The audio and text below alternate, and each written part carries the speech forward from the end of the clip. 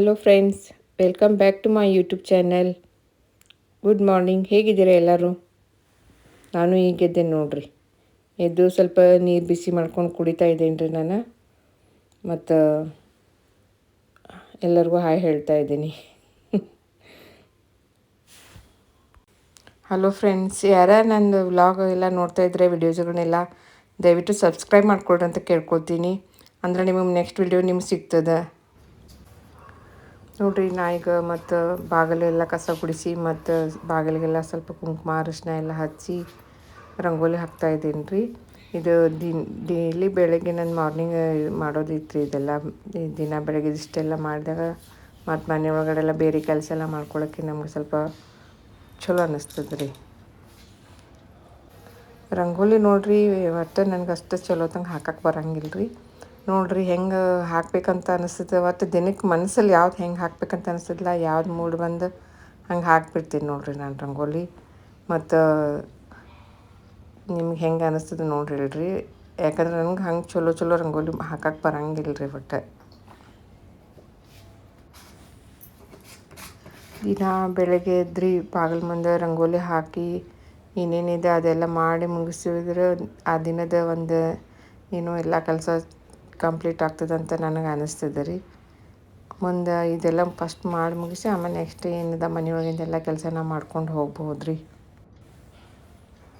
ನೋಡಿರಿ, ಒಂದು ರಂಗೋಲಿ ಹಾಕ್ಬೇಕಂತೇಳಿ 3 ಚಿಕ್ಕಿ ರಂಗೋಲಿ ಇಟ್ಟೆ ರೀ. ಅದ್ರೊಳಗನೆ ಮತ್ತು ಅಷ್ಟದ್ರ ಪದ್ಮದ ಕಮಲ್ ಹೂವಿನ ಥರ ಬಿಡಿಸ್ತಾ ಇದ್ದೀನಿ ರೀ. ಏನೋ ಒಟ್ಟು ಮನಸ್ಸಿನಲ್ಲಿ ಹೆಂಗೆ ಬಂತು ಹಾಗೆ ರಂಗೋಲಿ ಬಿಡಿಸ್ತಾ ಇದ್ದೀನಿ ರೀ. ಅದು ಹೆಂಗೆ ಕಾಣ್ತಿದೇನೋ ಗೊತ್ತಾಗ್ತಾ ಇಲ್ಲ ನನಗೆ. ಒಟ್ಟು ತೆಗೆದೆ ರೀ ಇವತ್ತೊಂದು ರಂಗೋಲಿ. ಹಾಗೆ ಮತ್ತಿಲ್ಲಿ ನಮ್ಮ ಗ್ಯಾಲ್ರಿಗೆ ಬಂದು ಮತ್ತು ನಮ್ಮ ತುಳಸಿ ಗಿಡಕ್ಕೆಲ್ಲ ನೀರು ಹಾಕ್ತಾ ಇದ್ದೇನೆ ರೀ. ಬೆಳಗ್ಗೆದು ಇದೊಂದು ಕೆಲಸ ಮಾಡ್ಬೇಕು ರೀ ನಾನು. ಯಾಕಂದ್ರೆ ಸ್ವಲ್ಪ ಮರೆತುಬಿಟ್ರೆ ಗಿಡಗಳೆಲ್ಲ ಒಣಗಿ ಹೋಗಿಬಿಡ್ತಾವೆ ರೀ. ಅದಕ್ಕೆ ಮತ್ತು ತುಳಸಿ ಗಿಡಕ್ಕೆಲ್ಲ ನೀರು ಹಾಕಿ ಮತ್ತು ಅದಕ್ಕೆಲ್ಲ ಮತ್ತೆಲ್ಲ ಸ್ವಲ್ಪ ಹೊತ್ತು ಬಿಸಿಲಲ್ಲಿ ಗ್ಯಾಲರಿಯಲ್ಲಿ ನಿಂತ್ಕೊಂಡಿರ್ತೀನಿ ರೀ ಗಿಡಗಳಿಗೆಲ್ಲ ನೀರು ಹಾಕೋತ. ಬಿಸಿಲಂತೂ ತುಂಬ ಚೆನ್ನಾಗಿ ಬಂದಿರ್ತದೆ ರೀ. ಬೆಳಗ್ಗೆ ಎಳೆ ಬಿಸಿಲು ರೀ, ತುಂಬ ಚೆನ್ನಾಗಿ ಕಾಣ್ತಾ ಇದ್ದೇವೆ ರೀ ಹೊರಗಿಂದೆಲ್ಲ ನೇಚರು. ಅದಕ್ಕೆ ಸ್ವಲ್ಪ ಹೊತ್ತು ಅಲ್ಲೇ ನಿಂತ್ಕೊಳ್ತೀನಿ ರೀ ನೋಡ್ಕೋತ. ಗ್ಯಾಲ್ರಿ ಒಳಗೆ ನಿಂತ್ಕೊಂಡು ಬಿಡ್ತೀನಿ ರೀ ನೋಡ್ಕೊತ.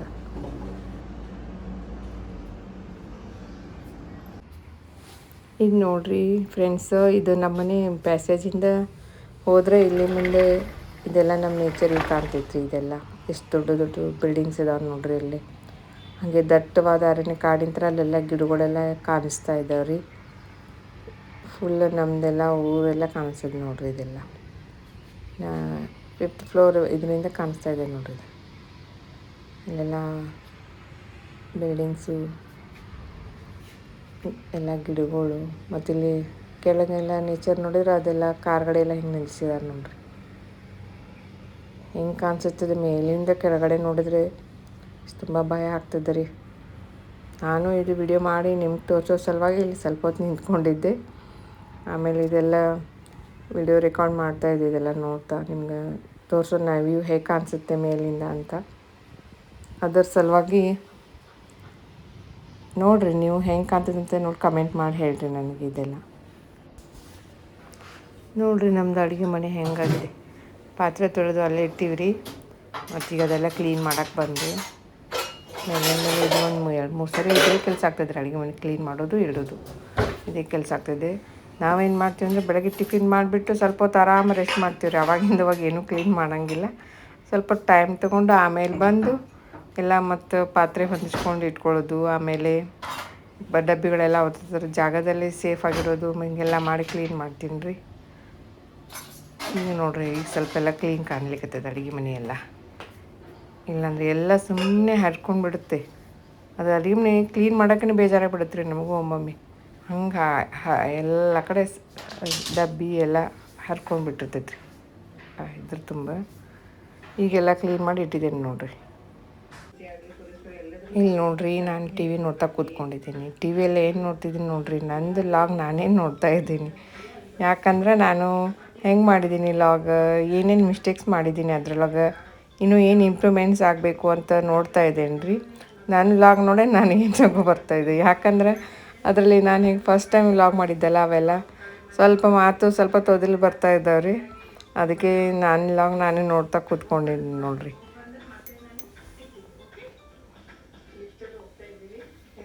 ಇನ್ನೂ ಇಂಪ್ರೂವ್ಮೆಂಟ್ಸ್ ಆಗಬೇಕು ತುಂಬ ಲಾಗಲ್ಲಿ, ಅದನ್ನೇ ನೋಡ್ತಾ ಇದ್ದೀನಿ ನಾನು. ಫ್ರೆಂಡ್ಸ್, ನಾನು ಯೂಟ್ಯೂಬ್ ಚಾನಲ್ ಹೇಗೆ ಶುರು ಮಾಡಿದೆ ಅಂತ ನಿಮ್ಮ ಹತ್ರ ಹೇಳಬೇಕಂತ ಅಂದ್ಕೊಂಡಿದ್ದೀನಿ. ಆ್ಯಕ್ಚುಲಿ ನನಗೆ ಕ್ಯಾಮ್ರಾ ಮುಂದೆ ಜಾಸ್ತಿ ಮಾತಾಡೋಕ್ಕೆ ಇರೋಕ್ಕೆ ನನಗಷ್ಟು ಧೈರ್ಯ ಇಲ್ಲ. ಅದು ಹೇಗೆ ಮಾಡಬೇಕಂತ ನನಗೆ ಗೊತ್ತಾಗಲಿಲ್ಲ. ನನ್ನ ಸಣ್ಣ ಮಗಳು ನನಗೆ ಸಪೋರ್ಟ್ ಮಾಡಿ ನನಗೆ ಯೂಟ್ಯೂಬ್ ಚಾನಲ್ ಕ್ರಿಯೇಟ್ ಮಾಡಿ ನನಗೆ ಹೇಗೆ ಮಾಡಬೇಕಂತೆಲ್ಲ ಹೇಳಿಕೊಟ್ಲು. ಅದಕ್ಕೆ ನಾನು ಮಾಡಲಿಕ್ಕೆ ಶುರು ಮಾಡಿದ್ದೀನಿ.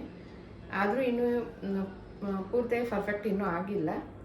ಯಾಕೆಂದರೆ ಸ್ಟಾರ್ಟಿಂಗ್ 2 ಡೇಸಲ್ಲಿ ನನಗೆ ಸ್ಟಾರ್ಟ್ ಮಾಡಿದಾಗ ಸ್ವಲ್ಪ ಹೆದರಿಕೆ, ಏನೋ ಆತಂಕ, ಕಳವಳ, ಏನೋ ಒಂಥರ ಮಾಡ್ತಾಯಿದ್ದೆ. ಅದು ಫ್ರೀ ಆಗಿರಲಿಲ್ಲ.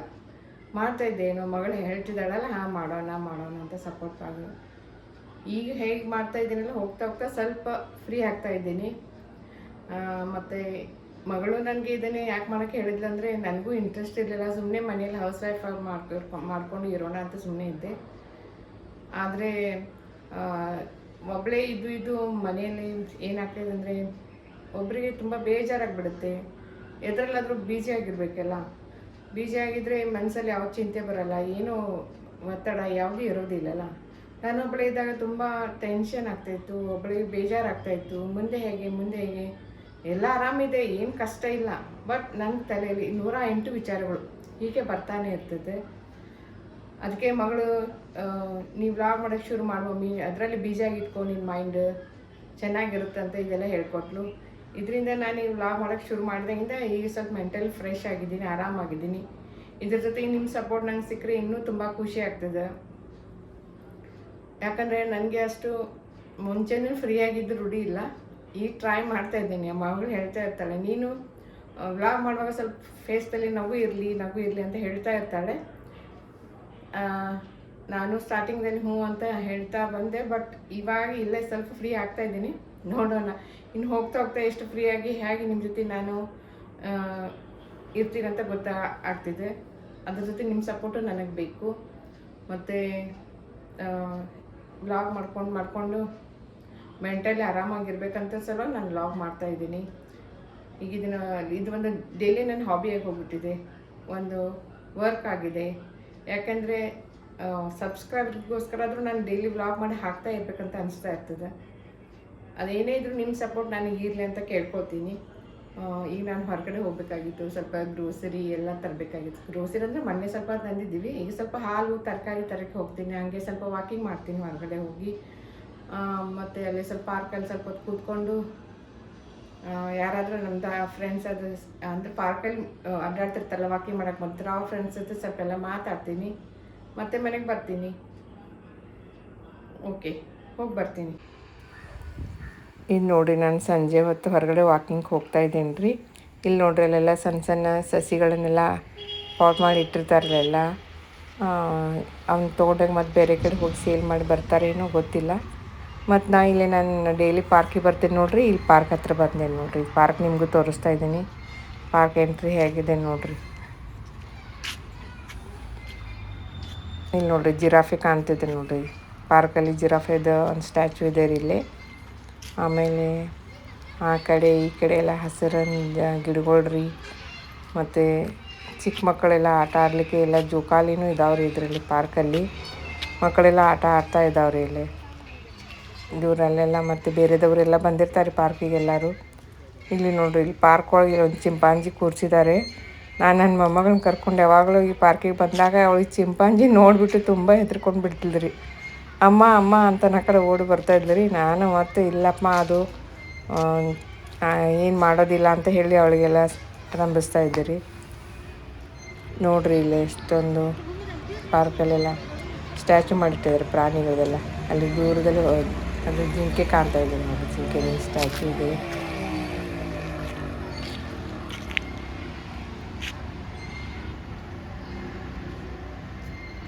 ನೋಡಿ ಹೇಗೆ ಕಾಣ್ತಿದೆ ಜಿಂಕೆದು. ಚಿಕ್ಕ ಮಕ್ಕಳಿಗೆಲ್ಲ ಅವು ತುಂಬ ಅದ್ರ ಮೇಲೆಲ್ಲ ಕೂತ್ಕೊಂಡು ಎಂಜಾಯ್ ಮಾಡ್ತಾ ಇರ್ತಾರೆ ಬಂದು ಚಿಕ್ಕ ಮಕ್ಕಳೆಲ್ಲ. ಇಲ್ಲಿ ನೋಡಿರಿ ನಾನು ಇದೆಲ್ಲ ಸ್ವಲ್ಪ ವ್ಯಾಯಾಮ ಮಾಡ್ತೀನಿ ಹೋಗಿ ಪಾರ್ಕಲ್ಲಿ. ಜಾಸ್ತಿ ಮಾಡಲ್ಲ, ಒಂದು ಸ್ವಲ್ಪ ಹೊತ್ತಷ್ಟೇ ಮಾಡಿ ಬರ್ತೀನಿ, ಯಾಕಂದರೆ ನಾನು ವಾಕಿಂಗ್ ಜಾಸ್ತಿ ಮಾಡೋದು ಇದೆಲ್ಲಕ್ಕಿಂತನೂ. ಆಮೇಲೆ ಇದು ಒಂದು ನೋಡಿರಿ ಎಕ್ಸಸೈಸ್, ಇದು ಒಂದು ಮಾಡ್ಬೇಕು ರೀ. ನಾನು ಜಾಸ್ತಿ ಇದೆಲ್ಲ ಏನು ಮಾಡೋದಿಲ್ಲ ರೀ, ಇದ್ರ ಬದಲಿನ ಜಾಸ್ತಿ ವಾಕಿಂಗ್ ಮಾಡ್ಕೊಂಡು ಬರ್ತೀನಿ ರೀ. ಒಂದು 5 ರೌಂಡ್ ಹಾಕ್ತೀನಿ ರೀ ಇಡೀ ಪಾರ್ಕ್ ಸುತ್ತ. ಮನೆಯಲ್ಲೆಲ್ಲ ಹಾಲು ಖಾಲಿ ಆಗಿತ್ತು ರೀ, ಹಾಲು ತೊಗೊಳ್ಳೋಣ ಅಂತ ಇಲ್ಲಿ ಹಾಲಿನ ಡೈರಿಗೆ ಬಂದೆ ರೀ. ನಾನು ರೆಗ್ಯುಲರ್ ನಾನು ಇಲ್ಲೇ ತೊಗೊಳೋದ್ರಿ, ಆದಿತ್ಯ ಮಿಲ್ಕ್. 1 ಲೀಟ್ರ್ ಹಾಲು ಕೊಡ್ರಿ. 1 ಲೀಟ್ರ್ ಹಾಲು ತೊಗೊಂಡು ಹೋಗ್ಬೇಕು ಮನೆಗೆ ಅಂತ ಬಂದಿದ್ದೀನಿ ರೀ ಇಲ್ಲಿ. ಇವರು ನಮ್ಮ ಪರಿಚಯದವರೇ ಇದ್ದಾರೆ ರೀ ಅಂಗಡಿಯವರು, ಯಾವಾಗಲೂ ಮಾತಾಡ್ಸ್ತಾ ಇರ್ತಾರೆ ಹೋದಾಗ. 1 ಲೀಟ್ರ್ ಹಾಂ, ಇಲ್ಲಿ 1 ಲೀಟ್ರ್ ಹಾಲು ತೊಗೊಂಡು ಅಮೌಂಟ್ ಪೇ ಮಾಡಿ ಮತ್ತು ನಾನು ನೆಕ್ಸ್ಟ್ ಅಂಗಡಿಗೆ ಹೋಗ್ತಾಯಿದ್ದೀನಿ ರೀ. ಅಲ್ಲಿ ಒಂದು ಸ್ವಲ್ಪ ಚೂಡಾದು ಬೇಕಾಗಿದ್ದು ರೀ, ಅದಕ್ಕೆ ಇಲ್ಲಿ ಬಾಜು ಬೇಕ್ರಿ ಥರ ಇದೆ ರೀ. ಇದು ಸ್ವೀಟ್ಸು ಸಿಗುತ್ತೆ, ಎಲ್ಲ ಬಿಸ್ಕಿಟು ಚೂಡ ಎಲ್ಲ ಸಿಗ್ತದೆ ರೀ ಇಲ್ಲಿ. ಒಂದು ನೋಡೋಣ ಅಂತ ಒಂದು ಅರ್ಧ ಕೆ.ಜಿ ಚೂಡ ತೊಗೊಂಡೆ, ಟೇಸ್ಟ್ ನೋಡಿ ಚೆನ್ನಾಗಿ ಅನ್ನಿಸ್ತು. ಅದನ್ನೆಲ್ಲ ಚೂಡ ತೊಗೊಂಡು ಮತ್ತು ಪ್ಯಾಕ್ ಮಾಡಿಸ್ಕೊಂಡು ಬಂದೆ. ಮತ್ತು ಇಲ್ಲಿ ನೆಕ್ಸ್ಟ್ ಮುಂದಿನ ಅಂಗಡಿಗೆ ಬಂದೆ ರೀ. ಇಲ್ಲಿ ನನಗೆ ಒಂದು ಹ್ಯಾಂಡ್ ವಾಶದು ಲಿಕ್ವಿಡದು ಅದು ಬಾಟಲ್ ಬೇಕಾಗಿತ್ತು ರೀ, ಅದನ್ನೊಂದು ಖರೀದಿ ಮಾಡಿಕೊಂಡೆ ರೀ ಇವ್ರ ಅಂಗಡಿಯಲ್ಲಿ. ಅಲ್ಲಿ ಬೈ 1 ಗೆಟ್ 1 ಫ್ರೀ ಇತ್ತು ರೀ, ತೊಗೊಂಡೆ. ಬೈ 1 ಗೆಟ್ 1 ಫ್ರೀ ಅಂತ ಹೇಳ್ತಾರೆ ರೀ, 90 ರೂಪೀಸ್ ಹೇಳಿದ್ದಾರೆ ರೀ. ಬಟ್ ನಾನು ಪಕ್ಕದಲ್ಲಿ ಇನ್ನೊಂದು ಅಂಗಡಿ ಇತ್ತು, ಮೆಡಿಕಲ್ ಶಾಪು, ಅಲ್ಲಿ ಹೋಗಿದ್ದೆ. ಅಲ್ಲಿ 40 ರೂಪೀಸ್ಗೆ ಒಂದು ಇಟ್ಟಿದ್ದರು ರೀ. ಆದರೂ ನಾನು ಗೊತ್ತಾಗಲಿಲ್ಲ, ಮುಂಚೆನೇ ಇಲ್ಲೇ ತೊಗೊಂಡೆ. ಬೈ 1 ಗೆಟ್ 1 ಹಾಂ ಚಲೋ ಇದೆಯಲ್ಲ ಅಂತ ತೊಗೊಂಡೆ ರೀ ಇವ್ರ ಅಂಗಡಿಯಲ್ಲಿ. ತೊಗೊಂಡೆ ಮತ್ತು ಇಲ್ಲಿ ಬಿಲ್ ಪೇ ಮಾಡಿ ಮತ್ತೆ ಬಂದೆ ರೀ ನಾನು. ಇಲ್ಲಿ ನೋಡಿರಿ, ಇಲ್ಲಿ ಮೆಡಿಕಲ್ ಶಾಪ್ ಹತ್ರ ಬಂದೆ ರೀ. ಇಲ್ಲಿನೂ ಎಲ್ಲ ಥರ ಇಟ್ಟಿರ್ತಾರೆ ರೀ. ನನಗೊಂದು ವುಮನ್ ಹಾರ್ಲಿಕ್ಸ್ ಬೇಕಾಗಿತ್ತು ರೀ, ಅಂತ ತೊಗೊಳಕ್ಕಂತ ಬಂದೆ ನಾನು. ವುಮನ್ ಹಾರ್ಲಿಕ್ಸ್ ನೋಡಿದೆ ಇಲ್ಲಿ, ಮತ್ತು ಅಲ್ಲಿ ಪಕ್ಕದಲ್ಲ ಅವ್ರ ಅಂಗಡಿಯವ್ರಿಗೆ ಹೇಳಿದೆ ತೆಗೆದುಕೊಡ್ರಿ ಅಂತ, ಮತ್ತು ಅದು ತೆಗೆದುಕೊಟ್ರಿ ಅವ್ರು ವುಮನ್ ಹಾರ್ಲಿಕ್ಸ್. ಇದು ರೆಗ್ಯುಲರ್ ಕುಡಿತಾ ಇರ್ಬೇಕು ರೀ, 40+ ಯಾರು ಇರ್ತಾರೆ ರೀ ಅವ್ರು ಕುಡಿತಾ ಇದ್ರೆ ಬೋನ್ಸ್ ಎಲ್ಲ ಸ್ಟ್ರಾಂಗ್ ಆಗ್ತದೆ ಅಂತ ಹೇಳ್ತಾರೆ ರೀ. ನಾನು ಯಾವಾಗಲೂ ರೆಗ್ಯುಲರ್ ಇದು ವುಮನ್ ಹಾರ್ಲಿಕ್ಸ್ ಕುಡಿತಾನೆ ಇರ್ತೀನಿ ರೀ. ಹಾಯ್ ಫ್ರೆಂಡ್ಸ್, ಈಗ ಮಾರ್ಕೆಟಿಗೆ ಹೋಗಿ ಬಂದೆ ರೀ. ನಾನು ಸ್ವಲ್ಪ ತರಕಾರಿ ಎಲ್ಲ ತೊಗೊಂಡು ಬಂದೆ. ಜಸ್ಟ್ ಮಾರ್ಕೆಟಿಂದ ಏನೇನು ತೊಗೊಂಡು ಬಂದೆ ಎಲ್ಲ ಚೀಲದಿಂದೆಲ್ಲ ಅವನ್ನೆಲ್ಲ ಕೆಳಗೆ ಹಾಕಿದ್ದರೆ ಎಲ್ಲ ಸ್ವಲ್ಪ ಸಪ್ರೇಟ್ ಮಾಡಿದ್ದೆ ರೀ, ಯಾಕಂದರೆ ಎಲ್ಲ ಮಿಕ್ಸ್ ಇತ್ತು ರೀ. ಅದು ಬೀನ್ಸು, ಬೆಂಡೆಕಾಯಿ, ಆಮೇಲೆ ವಟಾಣಿ ತೊಗೊಂಡಿದ್ದೆ ರೀ. ಆಮೇಲೆ ಇವು ಎಲ್ಲ ಎಲ್ಲ ಇತ್ತು ರೀ, ಅದಕ್ಕೆ ಅವನ್ನೆಲ್ಲ ಕೆಳಗೆ ಹಾಕಿ ಒಂದೊಂದು ತರಕಾರಿನೆಲ್ಲ ಸಪ್ರೇಟನ್ನು ಮಾಡಿಟ್ಟೆ ರೀ. ಮತ್ತು ಇವನ್ನೆಲ್ಲ ಸಪ್ರೇಟ್ ಇಡ್ತಾಯಿದ್ದೀನಿ ನೋಡಿರಿ.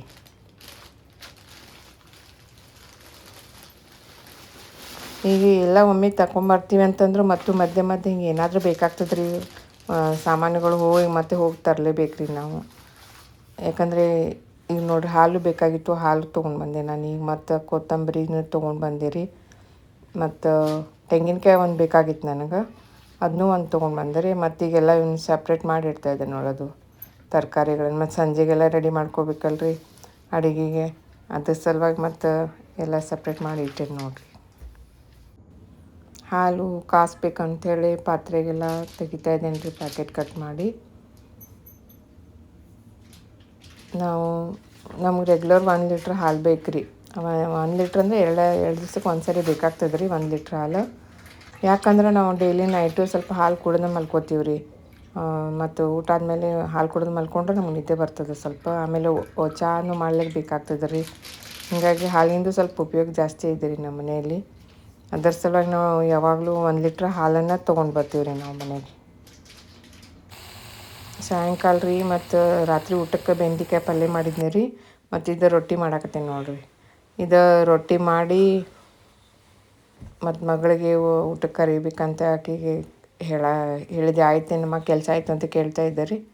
ಅವಳಿಗೋಸ್ಕರ ಮತ್ತು ಜಲ್ದಿ ಮತ್ತು ಜಲ್ದಿ ಫಸ್ಟನ್ನು ಮಾಡಿರ್ತೀನಿ ರೀ ಬಿಸಿ ರೊಟ್ಟಿ. ಯಾಕಂದ್ರೆ ಅವಳು 8 ಗಂಟೆ ಒಳಗೆ ಬೇಗ ಊಟ ಮಾಡಂತ ಹೇಳ್ತೀನಿ ರೀ. ಅದಕ್ಕೆ ಅವಳ ಸಲುವಾಗಿ ಬೇಗ ರೊಟ್ಟಿ ಮಾಡಿ ತಾಟ್ ಮಾಡಿ ಕೊಟ್ಟೆ ರೀ ಅವಳಿಗೆ. ನಾನು ಇನ್ನೂ 1-2 ರೊಟ್ಟಿ ಇತ್ತು, ಅದಕ್ಕೆ ಅದನ್ನೇ ಎಲ್ಲ ಮುಗಿಸಿ ಆಮೇಲೆ ಮಾಡೋಣ ಅಂತ ಮಗಳಿಗೇನು ಕರೆದೆ ರೀ ನಾನು ಫಸ್ಟು. ಅಷ್ಟೇ ಇರ್ತಿ, ಇನ್ನೊಂದು ರೊಟ್ಟಿ ಅವಳು ಹೇಳ್ತಾಳೆ ಇಬ್ಬರು ಕೂಡ ಮಾಡೋಣ ಅಂತ. ಆದರೂ ನಾನು ಇನ್ನೂ 1 ರೊಟ್ಟಿ ಇದೆ ಲಾಸ್ಟು, ಬರ್ತೀನಿ ನೀನು ತಗೋ ಊಟ ಮಾಡಂತ ಹೇಳಿ ಅವಳಿಗೆ ನೋಡಿರಿ ತಾಟ್ ಮಾಡಿಕೊಟ್ಟೆ. ಅವಳು ಊಟ ಮಾಡಿದ್ಲು. ಓಕೆ ಫ್ರೆಂಡ್ಸ್, ಇಲ್ಲಿಗೆ ನಾನು ವ್ಲಾಗ್ ಮುಗಿಸ್ತೀನಿ. ಮತ್ತೆ ಮುಂದಿನ ವ್ಲಾಗ್ದಲ್ಲಿ ಭೇಟಿ ಆಗ್ತೀನಿ. Good night.